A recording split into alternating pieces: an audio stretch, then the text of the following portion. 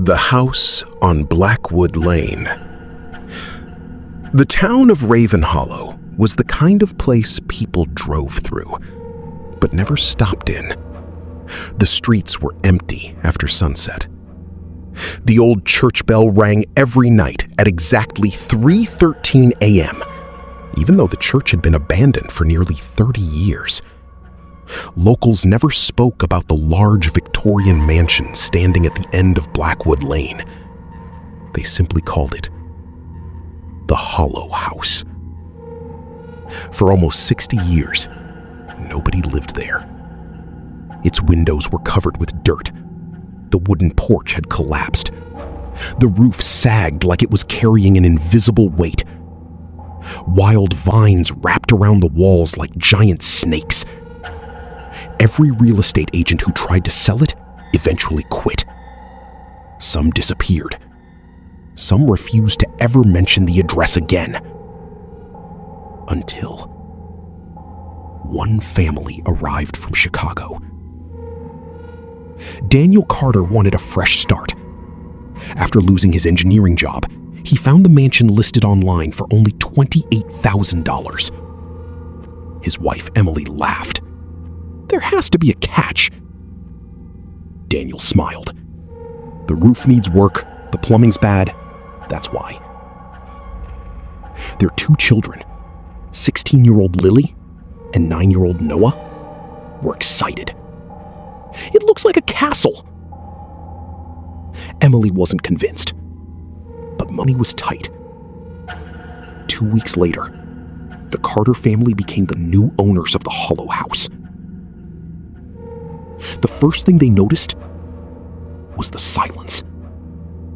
No birds, no insects, no wind.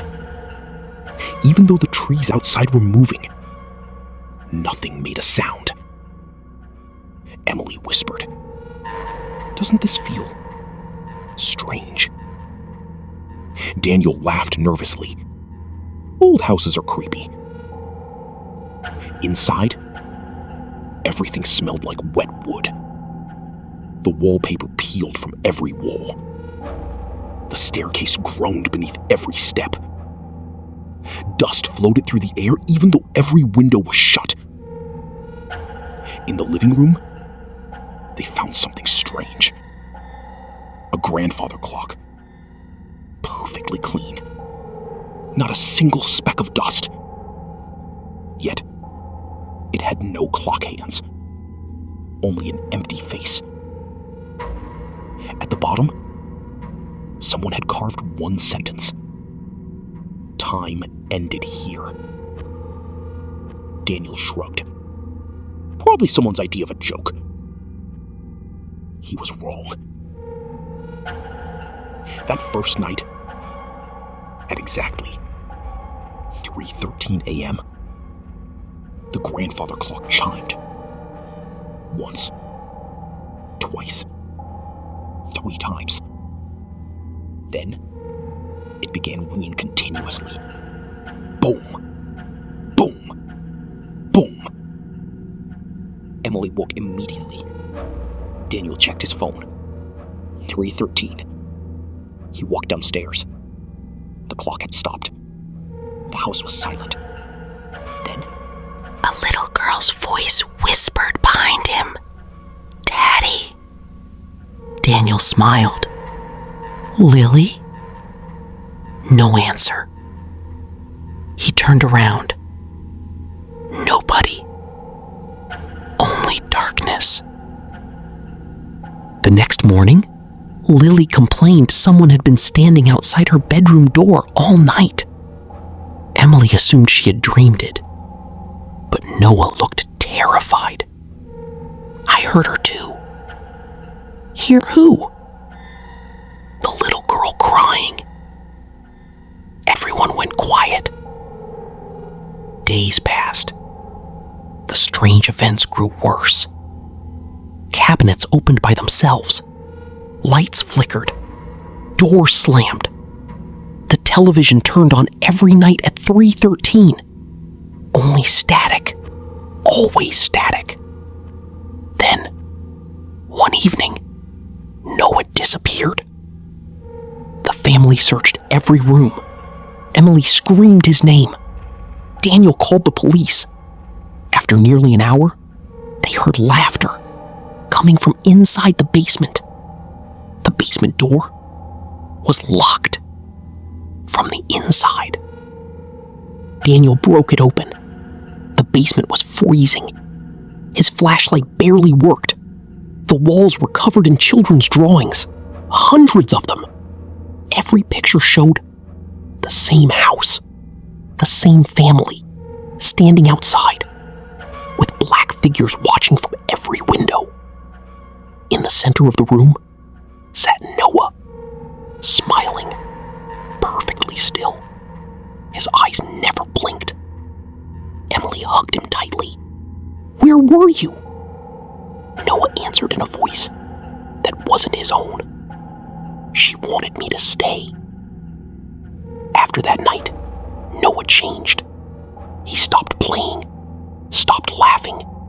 He spent hours staring at empty corners. Sometimes, he whispered, like he was talking to someone invisible. Emily asked, "Who were you speaking to?" He answered calmly, "The lady inside the walls." Daniel finally visited the town library. The librarian immediately recognized the address. Her smile disappeared. She refused to discuss it, until Daniel insisted. Finally, she handed him a newspaper from 1958. The headline read, "Family of 6 found dead inside Blackwood House.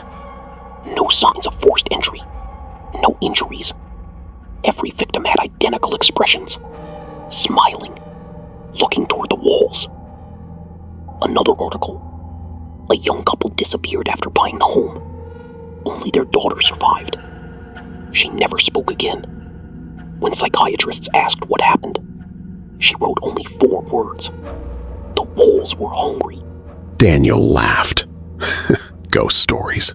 Nothing more. Until he noticed something. Every family photograph taken inside the mansion showed one extra person. A pale woman, standing farther in the background, always smiling, always watching. Emily noticed first. "Daniel, who's that woman?" Nobody knew, because she hadn't been standing there when the photo was taken. That night, Lily woke to scratching sounds inside her bedroom wall. Slow, deliberate. Scratch, scratch, scratch. Then, a voice, soft, barely audible. "Lily, come closer." She slowly approached, placed her ear against the wall. Something breathed back. The next morning, they discovered deep claw marks appearing from inside the wall. Not outside. Inside. Like something had been trying to get out. Daniel called contractors. Every company refused the address. One elderly carpenter finally agreed. The moment he stepped inside, his face turned white. He whispered, "It's still alive," then left without taking payment. That evening, the grandfather clock started ringing, not at 3:13, but at sunset. The walls shook. The lights exploded. Every door slammed shut. The house became completely dark. Then, footsteps running upstairs. Children laughing. Women screaming. Furniture moving. All at once. The entire house sounded alive. Emily grabbed Noah. Daniel grabbed Lily. They ran toward the front door. It wouldn't open. The windows wouldn't break. Every exit had vanished. The walls looked different. Breathing. Expanding.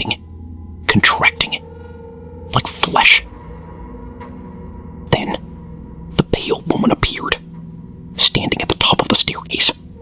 Her white dress dripped black liquid. Her neck twisted sideways. Her eyes were completely black. She smiled, far wider than any human could, then whispered, "You belong here now." Noah walked toward her, as if hypnotized. Emily screamed. Daniel grabbed him. The woman's smile disappeared. Suddenly, every light in the house turned red. The walls burst open. Dozens of pale hands reached out, grabbing, pulling, scratching, trying to drag the family inside. Daniel remembered something from the newspaper. The original owner had sealed something beneath the house, the basement. He grabbed an axe, ran downstairs. The walls screamed, literally screamed. The basement floor had an old... A wooden hatch hidden beneath broken furniture. He smashed it open. Below was a tiny stone chamber. Inside sat a rocking chair, still moving, as though someone had just stood up. On the chair, a small porcelain doll. Its eyes slowly turned toward Daniel. Then it smiled. Suddenly, every spirit in the house began shrieking. The woman screamed louder than any human voice. Daniel realized the doll wasn't haunted. It was the prison. Whatever evil lived inside the house was anchored to it. He grabbed the doll. The porcelain instantly cracked. Black smoke poured out. The entire mansion shook violently. The staircase collapsed. Windows shattered. The walls split open. Emily carried Noah. Lily pulled Daniel. The family ran through the collapsing front door. Seconds later, the mansion folded inward, as if swallowed by the earth itself. Then, silence. Police searched the property. Nothing remained. No basement, no foundation, no debris. Just an empty field, as if the house had never existed. The Carter family moved across the country. They never spoke about Raven Hollow again. Years later, Lily found one old family photograph, the one taken in the living room. The pale woman was gone. She thought it was finally over. Then she noticed something worse. Standing behind her father was Noah, smiling, even though Noah had been the one taking the picture. Some people say the Hollow House was destroyed. Others believe it simply moved, waiting for another family looking for a cheap home. If you ever find an old mansion selling for almost nothing, and the town refuses to talk about it, don't ask questions. Just keep driving. Because some houses don't need owners. They only need